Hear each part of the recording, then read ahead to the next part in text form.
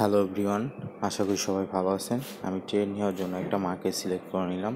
যেহেতু আমি 1 মিনিটে ট্রেড নিতেছি, সেই জন্য আমি ট্রেড লাইন বা সাপোর্ট রেজিস্ট্যান্ট ড্র করলাম না, তাই আমি মার্কেটটা স্বল্প অ্যানালাইজে ট্রেডটা নিব। সো এখানে আমি দেখতে পারতেছি একটা হেড এন্ড শোল্ডার প্যাটার্ন আছে, আর আগে হচ্ছে ট্রেডটা ডাউন ট্রেন্ডটা ছিল অনেক বড়। তো সেলার্সরা আরও নিচে নিয়ে যাওয়ার চেষ্টা করে, বাট বায়ার্সরা প্রেশার দিয়ে মার্কেটে একটু উপরে নেয়। সো বায়ার্সরা যখন সরে যায়, সেলার্সরা আবার সেল করা শুরু করে। সো এখানে হেড অ্যান্ড শোল্ডার প্যাটার্নের পর রিটেস্ট কইরা নিচে নামতেছে। সো একটা বিগ রেড ক্যান্ডেল দেওয়ার পর আরেকটা ক্যান্ডেল আমি এখন কনফার্মেশন পেয়ে গেছি। এখন আমি শুধু ওয়েট করতেছি ক্যান্ডেলটা শেষ হওয়ার জন্য, তার নেক্সট ক্যান্ডেল অবশ্যই রেড হবে।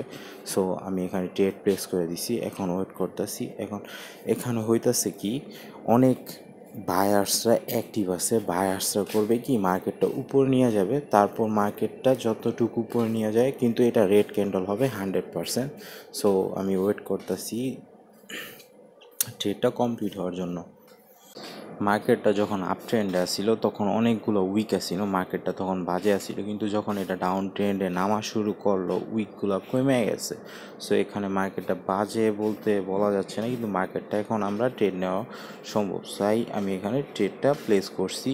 সো বায়াররা এখন মার্কেটটা উপরে নিয়ে যেতেছে, আস্তে আস্তে উপরে নিয়ে এটা 100% শিওর না, তারপর 90% শিওর এটা রেড ক্যান্ডেল হবে। সো এই ক্যান্ডেলটা যাই হোক, একবারে রেড ক্যান্ডেল হওয়ার সম্ভাবনাই বেশি।